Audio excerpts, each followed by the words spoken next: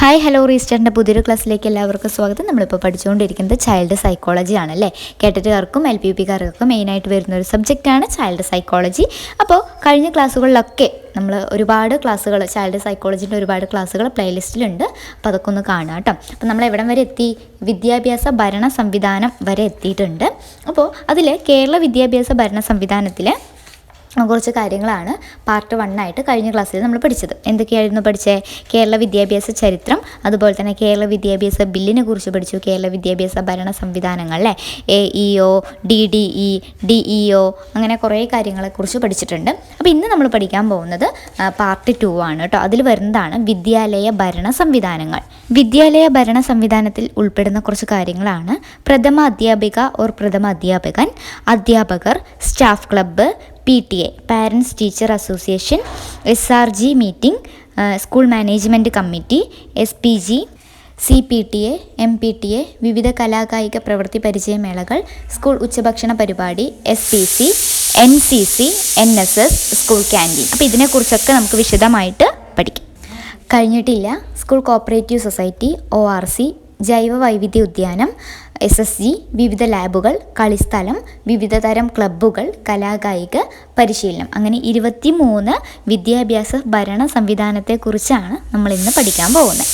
കുക്കറിൻ്റെ വിസിലിൻ്റെ സൗണ്ടൊക്കെ വരും, കുറച്ചൊക്കെ അഡ്ജസ്റ്റ് ചെയ്യുക. ഓക്കെ, അപ്പോൾ നമുക്ക് നോക്കാം. ഫസ്റ്റ് 1 പ്രഥമ അധ്യാപകൻ്റെ ചുമതലകൾ എന്തൊക്കെയാണെന്ന് നോക്കാം കേട്ടോ. സ്കൂളിൻ്റെ ഭരണപരവും അക്കാദമികവുമായ കാര്യങ്ങൾക്ക് നേതൃത്വം നൽകുന്നത് പ്രഥമ അധ്യാപകരാണ്. എന്താണ്? സ്കൂളിൻ്റെ ഭരണപരവും അക്കാദമികവുമായ കാര്യങ്ങൾക്ക് നേതൃത്വം നൽകുന്നത് ആരാണ്? HM ആണ് അല്ലേ, പ്രഥമ അധ്യാപകരാണ്. സ്കൂൾ വികസന പദ്ധതി തയ്യാറാക്കൽ ആരുടെ ചുമതലയാണ്? പ്രഥമ അധ്യാപകൻ്റെ ചുമതലയാണ് അല്ലേ. വിദ്യാലയ അക്കാദമിക മാസ്റ്റർ പ്ലാൻ തയ്യാറാക്കുന്നത് HM ആണ്.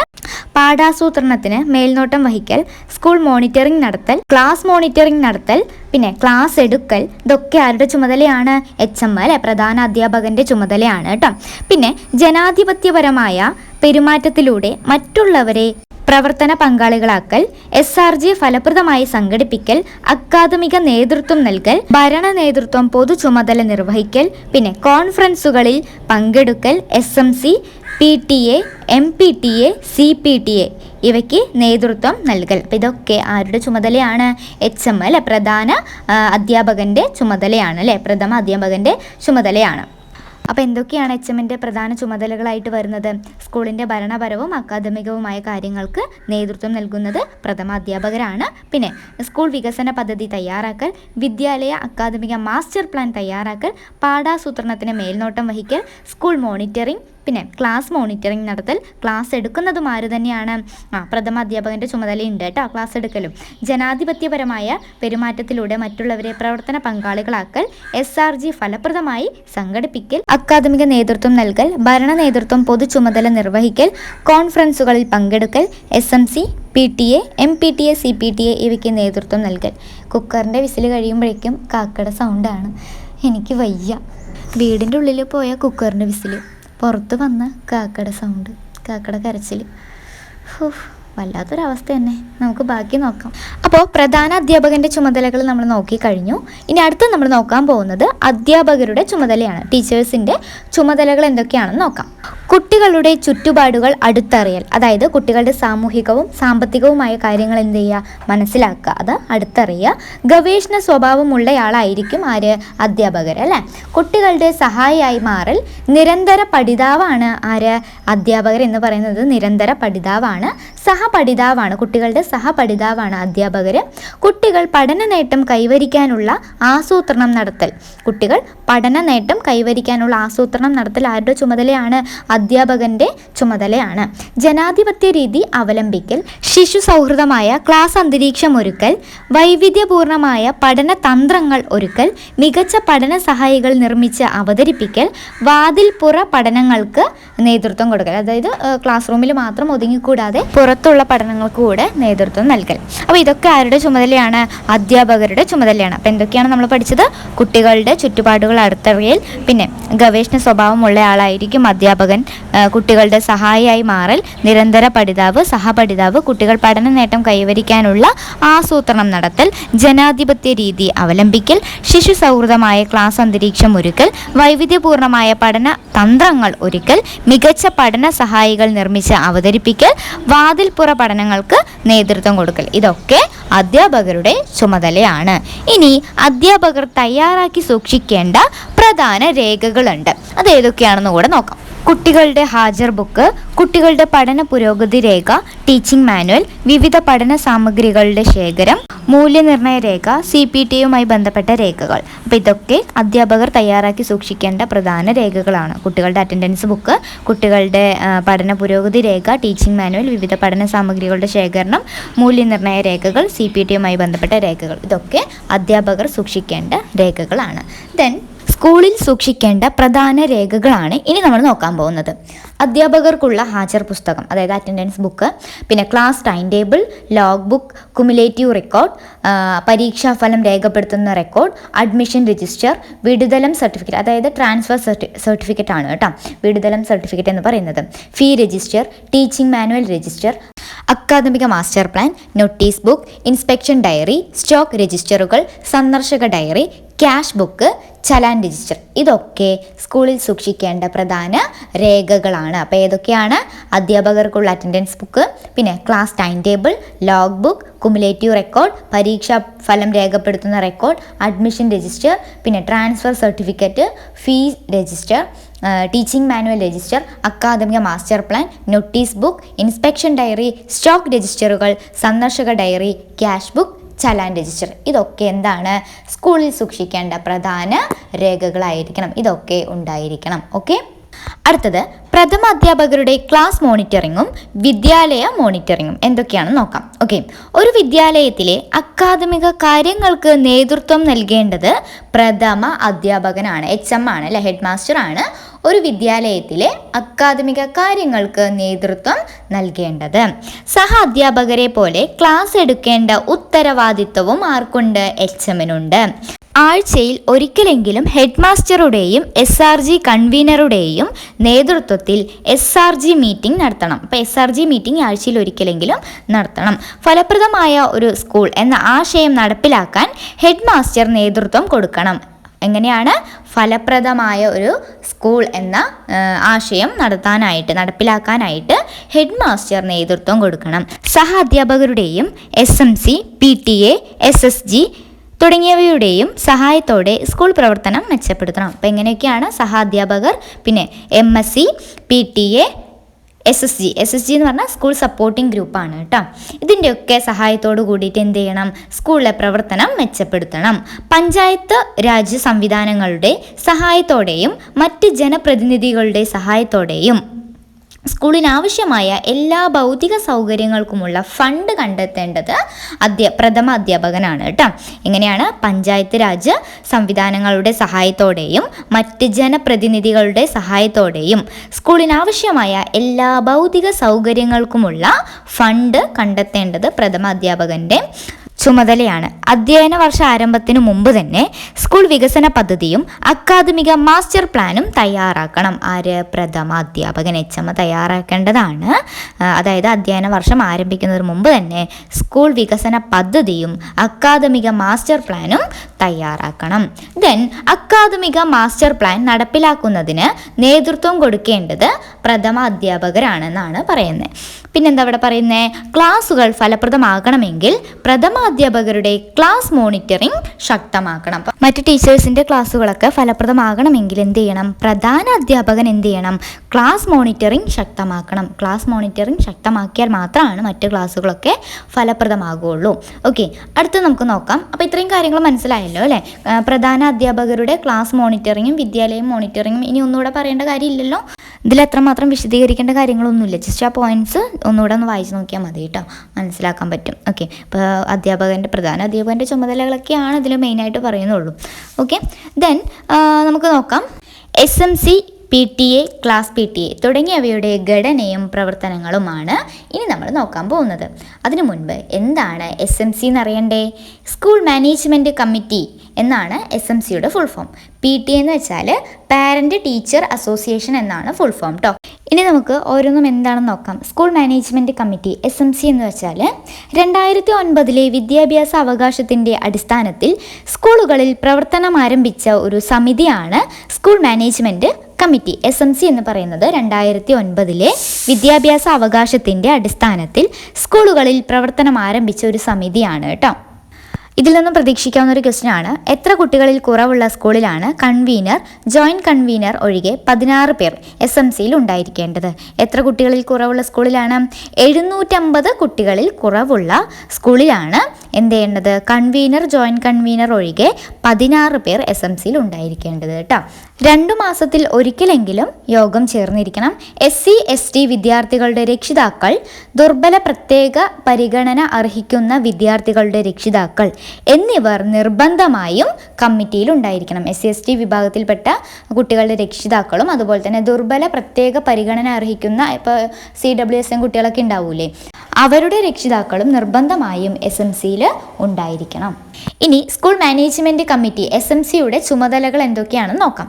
വിദ്യാലയ പ്രവർത്തനങ്ങൾ മോണിറ്റർ ചെയ്യുക, സ്കൂൾ വികസന പദ്ധതി തയ്യാറാക്കുകയും അത് നടപ്പിലാക്കുന്നതിന് ശുപാർശ നൽകുകയും ചെയ്യുക, സർക്കാർ പഞ്ചായത്ത് ഫണ്ടുകളും മറ്റ് ഏജൻസികളുടെ ഫണ്ടുകളും വിനിയോഗിക്കുന്നതിന് മേൽനോട്ടം വഹിക്കുക, വിദ്യാഭ്യാസ അവകാശ നിയമം RTE കുറിച്ച് പ്രാദേശിക സമൂഹത്തിൽ ബോധവൽക്കരണം നടത്തുക. ഇതൊക്കെ എന്താണ്? SMCയുടെ ചുമതലയാണ്. അപ്പോൾ എന്തൊക്കെയാണ്? വിദ്യാലയ പ്രവർത്തനങ്ങൾ മോണിറ്റർ ചെയ്യുക, സ്കൂൾ വികസന പദ്ധതി തയ്യാറാക്കുകയും അത് നടപ്പിലാക്കുന്നതിന് ശുപാർശ നൽകുകയും ചെയ്യുക, സർക്കാർ പഞ്ചായത്ത് ഫണ്ടുകളും മറ്റ് ഏജൻസികളുടെ ഫണ്ടുകളും വിനിയോഗിക്കുന്നതിന് മേൽനോട്ടം വഹിക്കുക, വിദ്യാഭ്യാസ അവകാശ നിയമത്തെക്കുറിച്ച് അതായത് RTE കുറിച്ച് പ്രാദേശിക സമൂഹത്തിൽ ബോധവൽക്കരണം നടത്തുക. ദെൻ അധ്യാപകർ സമയനിഷ്ഠ പാലിക്കുന്നുവെന്നും രക്ഷകർത്താക്കളുമായി കൂടിക്കാഴ്ചകൾ നടത്തുന്നുവെന്നും കുട്ടികളുടെ ഹാജർ, പഠനശേഷി, പഠന പുരോഗതി, മറ്റു വിവരങ്ങൾ തുടങ്ങിയവ രക്ഷാകർത്താക്കളെ അറിയിക്കുന്നുവെന്നും ഉറപ്പുവരുത്തുന്നു. അപ്പോൾ അധ്യാപകർ സമയനിഷ്ഠ പാലിക്കുന്നുവെന്നും രക്ഷിതാക്കളുമായിട്ട് കൂടിക്കാഴ്ചകൾ നടത്തുന്നുവെന്നും കുട്ടികളുടെ അറ്റൻഡൻസ്, പഠനശേഷി, പഠന പുരോഗതി, മറ്റു വിവരങ്ങൾ തുടങ്ങിയവ രക്ഷിതാക്കളെ അറിയിക്കുന്നുവെന്നൊക്കെ ഉറപ്പുവരുത്തുന്നത് ആരാണ്? സ്കൂൾ മാനേജ്മെൻറ്റ് കമ്മിറ്റിയാണ് കേട്ടോ. തദ്ദേശ സ്വയംഭരണ സ്ഥാപനങ്ങൾ തയ്യാറാക്കിയ ടീച്ചർ ബാങ്കിൽ നിന്ന് 1 വർഷത്തിന് താഴെയുള്ള ഒഴിവുകളിലേക്ക് അധ്യാപക നിയമനം നടത്തുക. അപ്പോൾ ഡെയിലി വേജിനൊക്കെ നിയമനം നടത്തുന്നത് സ്കൂൾ മാനേജ്മെൻറ്റ് കമ്മിറ്റിയാണ് കേട്ടോ. തദ്ദേശ സ്വയംഭരണ സ്ഥാപനങ്ങൾ തയ്യാറാക്കിയ ടീച്ചർ ബാങ്കിൽ നിന്ന് 1 വർഷത്തിന് താഴെയുള്ള ഒഴിവുകളിലേക്ക് അധ്യാപക നിയമനം നടത്തുന്നത് ആരാണ്? സ്കൂൾ മാനേജ്മെൻറ്റ് കമ്മിറ്റിയാണ്. ദെൻ കൊഴിഞ്ഞുപോക്ക് പരിപൂർണമായും തടയുക, 15 ദിവസം തുടർച്ചയായി ഹാജരാകാത്ത കുട്ടികളെ തിരിച്ചെത്തിക്കുന്നതിന് നടപടികൾ എടുക്കുക, ക്ലാസ് PTA, MPTA മീറ്റിങ്ങുകൾ നടക്കുന്നുവെന്ന് ഉറപ്പുവരുത്തുക. ഇതൊക്കെ ആരുടെ ഉത്തരവാദിത്വമാണ്? ആരുടെ ചുമതലയാണ്? SMC അല്ലേ, സ്കൂൾ മാനേജ്മെൻറ്റ് കമ്മിറ്റിയുടെ ചുമതലകളാണ് കേട്ടോ. കൊഴിഞ്ഞുപോക്ക് പരിപൂർണമായും തടയുക, 15 ദിവസം തുടർച്ചയായി അറ്റൻഡൻസ് ഇല്ലാത്ത കുട്ടികളെ തിരിച്ചെത്തിക്കുന്നതിന് നടപടികൾ എടുക്കുക, ക്ലാസ് PTA, MPTA മീറ്റിങ്ങുകൾ നടക്കുന്നുവെന്ന് ഉറപ്പുവരുത്തുക, തദ്ദേശ സ്വയംഭരണ സ്ഥാപനങ്ങൾ തയ്യാറാക്കിയ ടീച്ചിങ് ബാങ്കിൽ നിന്ന് 1 വർഷത്തിന് താഴെയുള്ള ഒഴിവുകളിലേക്ക് അധ്യാപക നിയമനം നടത്തുക, അധ്യാപകർ സമയനിഷ്ഠ പാലിക്കുന്നുവെന്നും രക്ഷിതാക്കളുമായി കൂടിക്കാഴ്ചകൾ നടത്തുന്നുവെന്നും ഉറപ്പുവരുത്തുക, കുട്ടികളുടെ അറ്റൻഡൻസ്, പഠനശേഷി, പഠന പുരോഗതി, മറ്റു വിവരങ്ങൾ തുടങ്ങിയവ രക്ഷിതാക്കളെ കൂടെ അറിയിക്കുന്നുവെന്നും കൂടെ ഉറപ്പുവരുത്തേണ്ടത് സ്കൂൾ മാനേജ്മെന്റ് കമ്മിറ്റിയുടെ ചുമതലയാണ്. തീർന്നിട്ടില്ല. കുട്ടികൾക്ക് എതിരെയുള്ള അതിക്രമം, പ്രവേശനം നൽകാതിരിക്കൽ, സഹായങ്ങൾ യഥാസമയം നൽകാതിരിക്കൽ തുടങ്ങിയ കാര്യങ്ങൾ തദ്ദേശ സ്വയംഭരണ സ്ഥാപനത്തെയും സർക്കാരിനെയും അറിയിക്കുക. അപ്പോൾ കുട്ടികൾക്കെതിരെയുള്ള അതിക്രമങ്ങൾ, അതുപോലെ തന്നെ പ്രവേശനം നൽകാതിരിക്കൽ, സഹായങ്ങൾ യഥാസമയം നൽകാതിരിക്കൽ തുടങ്ങിയ കാര്യങ്ങൾ തദ്ദേശ സ്വയംഭരണ സ്ഥാപനത്തെയും സർക്കാരിനെയും അറിയിക്കേണ്ട ഉത്തരവാദിത്വം ആർക്കുണ്ട്? സ്കൂൾ മാനേജ്മെന്റ് കമ്മിറ്റിക്കുണ്ട്. ക്ലാസ് PTA, MPTA മീറ്റിങ്ങുകൾ നടക്കുന്നുവെന്ന് നമുക്കറിയാം അല്ലേ. പ്രത്യേക പരിഗണന അർഹിക്കുന്ന വിദ്യാർത്ഥികൾ, പഠന പിന്നോക്ക അവസ്ഥയിലുള്ള വിദ്യാർത്ഥികൾ തുടങ്ങിയവർക്ക് പരിശീലനം ഉറപ്പുവരുത്തുക. എന്താണ്? പ്രത്യേക പരിഗണന അർഹിക്കുന്ന വിദ്യാർത്ഥികൾക്കും പഠന പിന്നോക്ക അവസ്ഥയിലുള്ള വിദ്യാർത്ഥികൾക്കും പരിശീലനം ഉറപ്പുവരുത്തുക. ഉച്ചഭക്ഷണ പരിപാടി മോണിറ്റർ ചെയ്യുന്നതും ആരാണ്? SMC ആണ് കേട്ടോ. സ്കൂളിന് വേണ്ടി ലഭിക്കുന്ന തുക സംബന്ധിച്ച വരവ് ചെലവ് കണക്ക് വാർഷിക അക്കൗണ്ട് തയ്യാറാക്കുന്നത് ആരാണ്? SMC തന്നെയാണ്. അപ്പം എന്തൊക്കെയാണ് സ്കൂളിലെ വാർഷിക അക്കൗണ്ട് അല്ലെ, ആനുവൽ അക്കൗണ്ട് തയ്യാറാക്കുന്നത് ആരാണ്? നമ്മുടെ SMC ആണ്. സ്കൂളിന് വേണ്ടിയിട്ട് ഉച്ചഭക്ഷണ പരിപാടി മോണിറ്റർ ചെയ്യുന്നതും SMC ആണ്. പ്രത്യേക പരിഗണന അർഹിക്കുന്ന കുട്ടികൾക്ക്, അതുപോലെ തന്നെ പഠന പിന്നോക്കാവസ്ഥയിലുള്ള കുട്ടികൾക്കൊക്കെ പരിശീലനം ഉറപ്പുവരുത്തുന്നതൊക്കെ SMCയുടെ ചുമതലയാണ് കേട്ടോ. അടുത്തത് PTA ഘടനയും പ്രവർത്തനങ്ങളും. PTA എന്ന് പറഞ്ഞാൽ പാരൻറ്റ് ടീച്ചർ അസോസിയേഷൻ കേട്ടോ. ഇതിൻ്റെ ഘടനയും പ്രവർത്തനങ്ങളെക്കുറിച്ചാണ് ഇനി നമ്മൾ പഠിക്കാൻ പോകുന്നത്. അധ്യാപകരും രക്ഷിതാക്കളും അടങ്ങുന്ന സമിതി അധ്യാപക രക്ഷാകർതൃ സംഘടന എന്നാണ് ഫുൾ ഫോം കേട്ടോ. PTA പ്രസിഡന്റ്, വൈസ് പ്രസിഡന്റ് പദവികളിൽ രക്ഷിതാക്കളാണ് പ്രവർത്തിക്കേണ്ടത്. അപ്പോൾ PTA പ്രസിഡന്റും വൈസ് പ്രസിഡന്റും ആര് തന്നെയായിരിക്കണം? രക്ഷിതാക്കൾ തന്നെയായിരിക്കണം കേട്ടോ. സമിതിയുടെ കൺവീനർ ഓർ സെക്രട്ടറി എന്ന് പറയുന്നത് സ്കൂളിലെ ഹെഡ് മാസ്റ്റർ ആയിരിക്കും. സമിതിയുടെ കൺവീനർ ഓർ സെക്രട്ടറി എന്ന് പറയുന്നത് ആരായിരിക്കും? ഹെഡ് മാസ്റ്റർ ആയിരിക്കും കേട്ടോ. അക്കാദമിക വർഷത്തിലെ ആദ്യ ജനറൽ ബോഡി ജൂൺ 15 മുൻപായിട്ട് കൂടണം എന്നാണ് പറയുന്നത്. അപ്പോൾ അക്കാദമിക വർഷത്തിലെ ആദ്യ ജനറൽ ബോഡി എപ്പോഴാണ് കൂടേണ്ടത്? ജൂൺ 15 മുൻപായിട്ട് മീറ്റിംഗ് ഉണ്ടായിരിക്കണം. വർഷത്തിൽ 3 പ്രാവശ്യമെങ്കിലും ജനറൽ ബോഡി കൂടണം. ദെൻ എക്സിക്യൂട്ടീവ് കമ്മിറ്റി മാസത്തിലൊരിക്കലെങ്കിലും ചേരണം. എക്സിക്യൂട്ടീവ് കമ്മിറ്റി എപ്പോഴാണ്? മാസത്തിലൊരിക്കലെങ്കിലും ചേരണം. അപ്പോൾ ഇതൊക്കെയാണ് PTA ഘടന എന്ന് പറയുന്നത്. അധ്യാപകരും രക്ഷിതാക്കളും അടങ്ങിയ ഒരു സമിതിയാണ് PTA എന്ന് പറയുന്നത്. PTA പ്രസിഡന്റ്, വൈസ് പ്രസിഡന്റ് പദവികളിൽ രക്ഷിതാക്കളാണ് പ്രവർത്തിക്കേണ്ടത്. സമിതിയുടെ കൺവീനർ ഓർ സെക്രട്ടറി എന്ന് പറയുന്നത് ഹെഡ് മാസ്റ്റർ ആയിരിക്കും. അക്കാദമിക വർഷത്തിലെ ആദ്യ ജനറൽ ബോഡി എപ്പോഴാണ്? ജൂൺ 15 മുൻപായിട്ട് കൂടണം. പിന്നെ വർഷത്തിലൊരിക്കൽ എത്ര പ്രാവശ്യമാണ് ജനറൽ ബോഡി ചേരേണ്ടത്? 3 പ്രാവശ്യം എങ്കിലും ജനറൽ ബോഡി ചേരണം. എക്സിക്യൂട്ടീവ് കമ്മിറ്റി മാസത്തിലൊരിക്കലെങ്കിലും ചേരണമെന്നാണ് ഇവിടെ പറയുന്നത്, PTA പറയുന്നത്. ഓക്കെ, PTA പ്രധാന പ്രവർത്തനങ്ങൾ എന്തൊക്കെയാണെന്ന് നോക്കാം.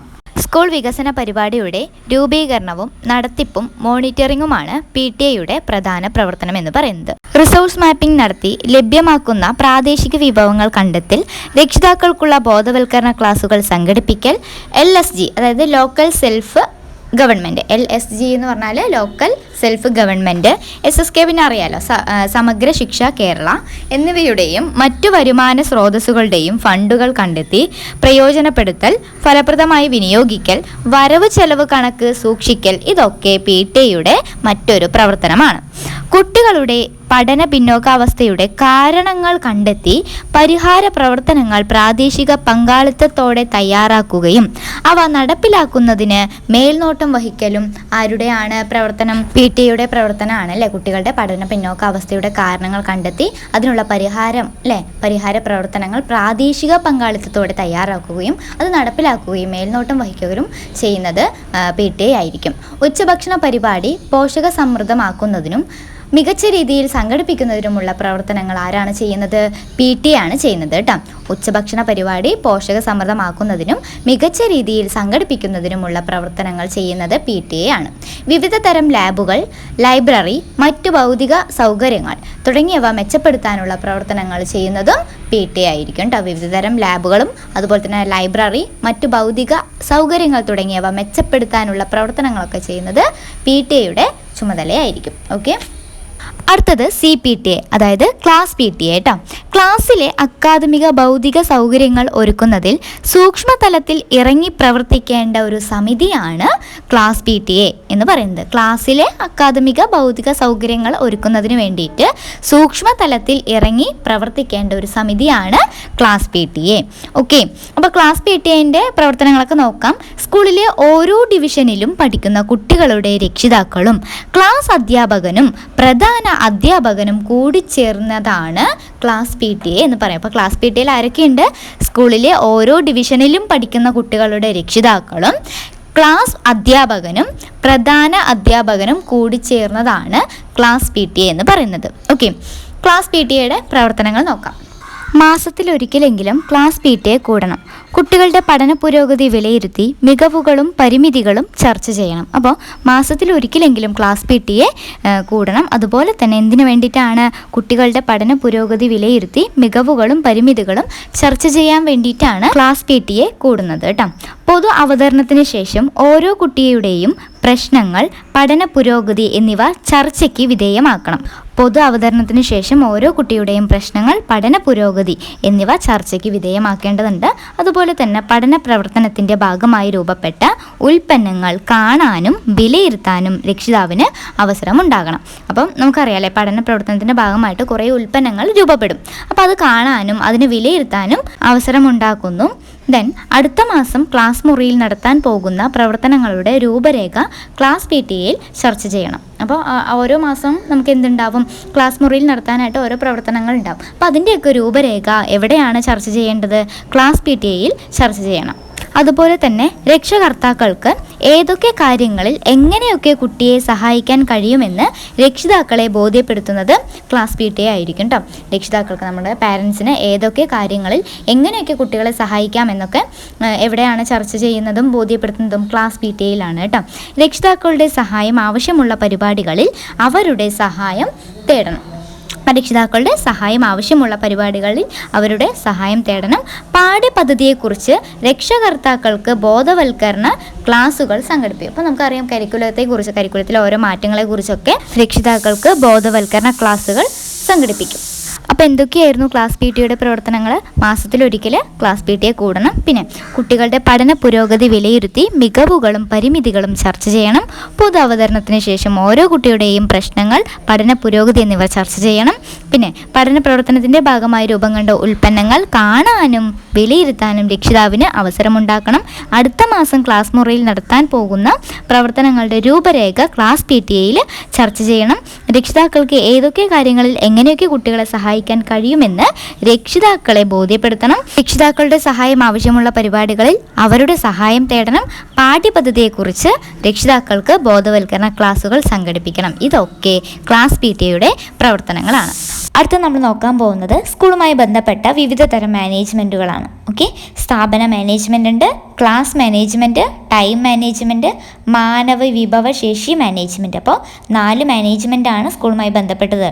ഏതൊക്കെയാണ്? സ്ഥാപന management, class management, time management, മാനവ വിഭവശേഷി മാനേജ്മെൻറ്റ് കേട്ടോ. അടുത്തത് സ്കൂൾ മാനേജ്മെൻറ്റുമായി ബന്ധപ്പെട്ട് ഹെഡ് മാസ്റ്ററുടെ നേതൃത്വത്തിൽ നടപ്പിലാക്കേണ്ട കാര്യങ്ങൾ ഏതൊക്കെയാണ് നോക്കാം. എന്താണ് ഇവിടെ പറയുന്നത്? സ്കൂൾ മാനേജ്മെൻറ്റുമായി ബന്ധപ്പെട്ട് ഹെഡ് മാസ്റ്ററുടെ നേതൃത്വത്തിൽ നടപ്പിലാക്കേണ്ട കാര്യങ്ങളാണ് ഇനി പറയാൻ പോകുന്നത്. ശ്രദ്ധിച്ചോളൂ. സ്കൂളിലെ എല്ലാ പ്രവർത്തനങ്ങളുടെയും ആസൂത്രണവും സംഘാടനവും ആര് നടപ്പിലാക്കണം? ഹെഡ് മാസ്റ്ററുടെ നേതൃത്വത്തിൽ നടപ്പിലാക്കേണ്ട കാര്യമാണ് കേട്ടോ. ദെൻ അധ്യാപക അനധ്യാപക വിഭാഗങ്ങൾക്ക് ജോലി വിഭജനം നടത്തണം. ദെൻ രക്ഷകർത്താക്കൾ, സമൂഹം, മേലധികാരികൾ എന്നിവയുമായുള്ള ആരോഗ്യകരമായ ബന്ധം സ്ഥാപിക്കൽ, സ്കൂൾ പ്രവർത്തനങ്ങളുമായി ബന്ധപ്പെട്ട വിവിധ മീറ്റിങ്ങുകളുടെ സംഘാടനം, സാമൂഹ്യ പ്രവർത്തനങ്ങളുടെ സംഘാടനം, ഭൗതിക സാഹചര്യങ്ങളുടെ വികസനവും അക്കാദമിക വിഭവ സമാഹരണവും, അധ്യാപകർ, വിദ്യാർത്ഥികൾ തുടങ്ങിയവരുടെ പ്രകടനത്തെ വിലയിരുത്തൽ. ഇതൊക്കെ സ്കൂൾ മാനേജ്മെൻറ്റുമായി ബന്ധപ്പെട്ട് ഹെഡ് മാസ്റ്ററുടെ നേതൃത്വത്തിൽ നടപ്പിലാക്കേണ്ട കാര്യങ്ങളാണ്. അപ്പോൾ എന്തൊക്കെയാണ്? സ്കൂളിലെ എല്ലാ പ്രവർത്തനങ്ങളുടെയും ആസൂത്രണവും സംഘാടനവും, അധ്യാപക അനധ്യാപക വിഭാഗങ്ങൾക്കുള്ള ജോലി വിഭജനം, രക്ഷകർത്താക്കൾ, പിന്നെ സമൂഹം, മേലധികാരികൾ എന്നിവയുമായുള്ള ആരോഗ്യകരമായ ബന്ധം സ്ഥാപിക്കൽ, സ്കൂൾ പ്രവർത്തനങ്ങളുമായി ബന്ധപ്പെട്ട വിവിധ മീറ്റിങ്ങുകളുടെ സംഘാടനം, സാമൂഹ്യ പ്രവർത്തനങ്ങളുടെ സംഘാടനം, ഭൗതിക സാഹചര്യങ്ങളുടെ വികസനവും അക്കാദമിക വിഭവ സമാഹരണവും, പിന്നെ അധ്യാപകർ, വിദ്യാർത്ഥികൾ തുടങ്ങിയവരുടെ പ്രകടനത്തെ വിലയിരുത്തൽ. ഓക്കെ, ദെൻ പൊതുവിദ്യാലയങ്ങളെക്കുറിച്ച് നമുക്ക് കുറച്ച് കാര്യങ്ങൾ കൂടെ പഠിക്കാം. ഓക്കെ, കേരളത്തിൽ വിദ്യാലയങ്ങൾ പ്രധാനമായും 3ആയി തരംതിരിച്ചിരിക്കുന്നു. സർക്കാർ, എയ്ഡഡ്, അൺഎയ്ഡഡ്, അങ്ങനെ 3ആയിട്ടാണ് കേരളത്തിലെ വിദ്യാലയങ്ങൾ പ്രധാനമായിട്ടും തരംതിരിച്ചിട്ടുള്ളത്. എങ്ങനെയാണ്? സർക്കാർ school, aided school, unaided school എന്ന് കേട്ടിട്ടില്ലേ? സർക്കാർ സ്കൂളുകളും എയ്ഡഡ് സ്കൂളുകളും പൊതുവിദ്യാലയങ്ങളായിട്ടാണ് കണക്കാക്കപ്പെടുന്നത്. അപ്പോൾ പൊതുവിദ്യാലയമായിട്ട് കണക്കാക്കപ്പെടുന്നത് സർക്കാർ സ്കൂളുകളും എയ്ഡഡ് സ്കൂളുമാണ്. ഓക്കെ, നേരത്തെ 1 മുതൽ 10 വരെയുള്ള ക്ലാസുകൾ പൊതുവിദ്യാഭ്യാസ ഡയറക്ടറേറ്റിൻ്റെ ഭരണ നിയന്ത്രണത്തിലായിരുന്നു. അപ്പോൾ നേരത്തെ 1 മുതൽ 10 വരെയുള്ള ക്ലാസുകൾ ആരുടെ നിയന്ത്രണത്തിലായിരുന്നു? പൊതുവിദ്യാഭ്യാസ ഡയറക്ടറേറ്റിൻ്റെ നിയന്ത്രണത്തിലായിരുന്നു. Higher secondary, vocational higher secondary വിദ്യാഭ്യാസത്തിന് പ്രത്യേകം ഡയറക്ടറേറ്റുകൾ നിലവിലുണ്ടായിരുന്നു. എന്നാൽ ഇപ്പോൾ ഈ 3 വിഭാഗങ്ങളും പൊതുവിദ്യാഭ്യാസ ഡയറക്ടറേറ്റിൻ്റെ കീഴിൽ ലയിപ്പിച്ചിരിക്കുന്നു. അപ്പോൾ എങ്ങനെയാണ്? 1 മുതൽ 10 വരെയുള്ള ക്ലാസ്സുകൾ പൊതുവിദ്യാഭ്യാസ ഡയറക്ടറിൻ്റെ ഭരണ നിയന്ത്രണത്തിലായിരുന്നു നമുക്ക് ഓൾറെഡി അറിയാം. അതുപോലെ തന്നെ ഹയർ സെക്കൻഡറിയും വൊക്കേഷണൽ ഹയർ സെക്കൻഡറിനെയും കൂടെ നമ്മൾ എന്ത് ചെയ്തു, പൊതുവിദ്യാഭ്യാസ ഡയറക്ടറേറ്റിൻ്റെ കീഴിൽ ലയിപ്പിച്ചിട്ടുണ്ട് കേട്ടോ. പൊതുവിദ്യാലയവുമായി ബന്ധപ്പെട്ട കുറച്ച് പോയിന്റ്സ് ആണ് ഇനി പറയാൻ പോകുന്നത്, നോട്ട് ചെയ്ത് വെച്ചോളൂ. കേരളത്തിലെ ഏറ്റവും കൂടുതൽ സ്കൂളുകളുള്ള ജില്ല ഏതാണ്? അത് മലപ്പുറമാണ് കേട്ടോ. കേരളത്തിൽ ഏറ്റവും കൂടുതൽ സ്കൂളുകളുള്ള ജില്ല മലപ്പുറമാണ്. 2ാം സ്ഥാനം കണ്ണൂരിനാണ്. 3ാം സ്ഥാനം കോഴിക്കോടിനാണ്. അതുപോലെ തന്നെ കേരളത്തിലെ ഏറ്റവും കൂടുതൽ സർക്കാർ സ്കൂളുകളും അൺഎയ്ഡഡ് സ്കൂളുകളുമുള്ള ജില്ല മലപ്പുറം തന്നെയാണ് കേട്ടോ. കേരളത്തിലെ ഏറ്റവും കൂടുതൽ സ്കൂളുകളുള്ള ജില്ലയും മലപ്പുറം തന്നെയാണ്. കേരളത്തിലെ ഏറ്റവും കൂടുതൽ സർക്കാർ സ്കൂളുകളും അൺഎയ്ഡഡ് സ്കൂളുകളുമുള്ള ജില്ല എന്ന് പറയുന്നതും മലപ്പുറം തന്നെയാണ്. കേരളത്തിലെ ഏറ്റവും കുറവ് സർക്കാർ സ്കൂളുകളുള്ള ജില്ല എന്ന് പറയുന്നത് വയനാടാണ് കേട്ടോ. കേരളത്തിലെ ഏറ്റവും കുറവ് സർക്കാർ സ്കൂളുകളുള്ള ജില്ല വയനാടാണ്.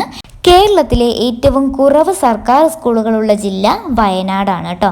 കേരളത്തിലെ ഏറ്റവും കുറവ് സർക്കാർ സ്കൂളുകളുള്ള ജില്ല വയനാടാണ്. ഏറ്റവും കൂടുതൽ എയ്ഡഡ് സ്കൂളുകളുള്ള ജില്ല കണ്ണൂരാണ്. ഏറ്റവും കൂടുതൽ എയ്ഡഡ് സ്കൂളുകളുള്ള ജില്ല കണ്ണൂരാണ്. കേരളത്തിൽ എയ്ഡഡ് സ്കൂളുകൾ കുറവുള്ള ജില്ല വയനാടാണ് കേട്ടോ.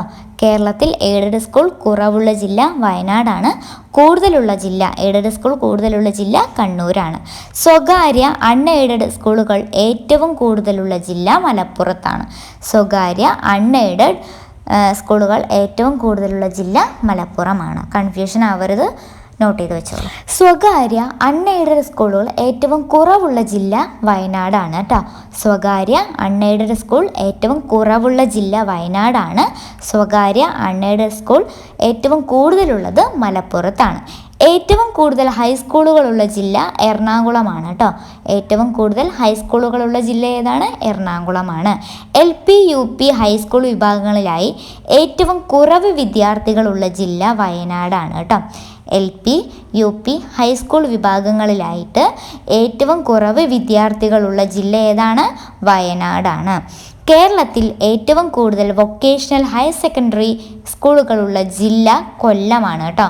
കേരളത്തിൽ ഏറ്റവും കൂടുതൽ വൊക്കേഷണൽ ഹയർ സെക്കൻഡറി സ്കൂളുകളുള്ള ജില്ല എന്ന് പറയുന്നത് കൊല്ലമാണ്.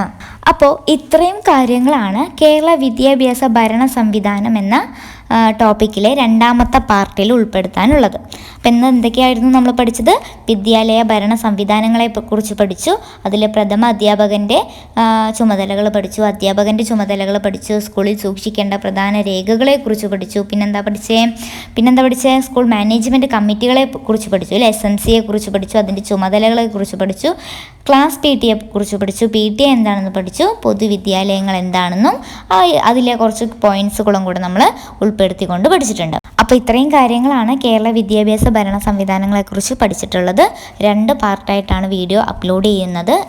ഫസ്റ്റിലെ പാർട്ട് കാണാത്തവരുണ്ടെങ്കിൽ പ്ലേലിസ്റ്റിൽ പോയിട്ട് കാണാം കേട്ടോ. അപ്പോൾ സൈക്കോളജിയുടെ ഒരുപാട് ക്ലാസ്സുകൾ പ്ലേലിസ്റ്റിലുണ്ട്.